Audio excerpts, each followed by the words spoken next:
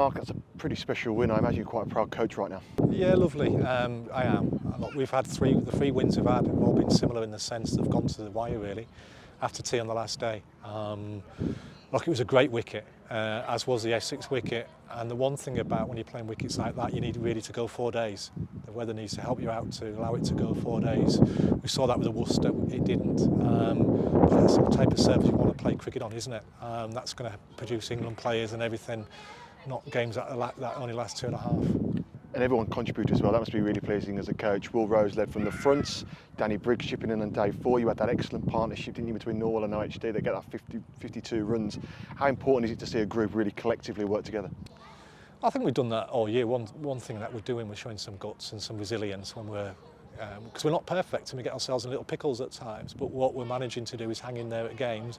And as you say, we're having different people bailing us out and getting us into safer waters at different times. So, you know, Lammy, Marshall does a little bit that back end of the innings in the first innings, didn't he? And as you said, that great partnership, look, 10th wicket partnership, which gets us the lead really. That was the difference between the two teams at the halfway point. But Briggsy was outstanding today, not only with the bat but obviously with the ball.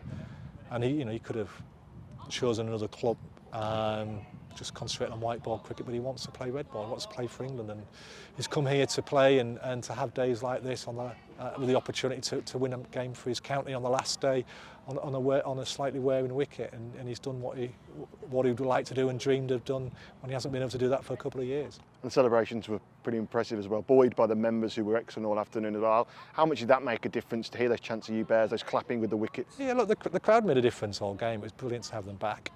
You forget how special it is, and I think obviously they've been cheated a little bit over the last year and a bit, and they made a lot of noise up before today. But today was special, especially that, from mid-afternoon onwards, when they really got involved. And after tea, it felt like there was 3,000 in. So if that was going to be every championship game, bring it on, give me some more. And what was your quick message to the lads in the change room after that? More of the same next week?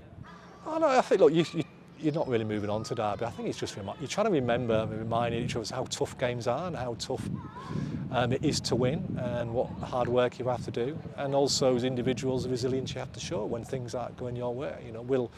We'll battle a little bit for runs, and as a captain putting that extra pressure on himself, but he's been outstanding, and if you keep working hard at the game and you keep coming to the well, the game will look after you. Burgess another one. Peter Milan's due. He's having a tough time, he hasn't got away, he's playing well enough, but he's due a score, and that's what you're trying to remember them. That if you hang in there as a team, you hang in there as an individual, you get your rewards. And we've had it today as a team, and a couple of individuals have had it from their own personal point of view. Michael Burgess is stomping. The little bits that change games. Clark's playing really well. It looks quite flat at that point, and Burgess brings out something outstanding to stumping down the leg side of Holly. You talk about those wins, all 3 wins have all gone to drama, final days.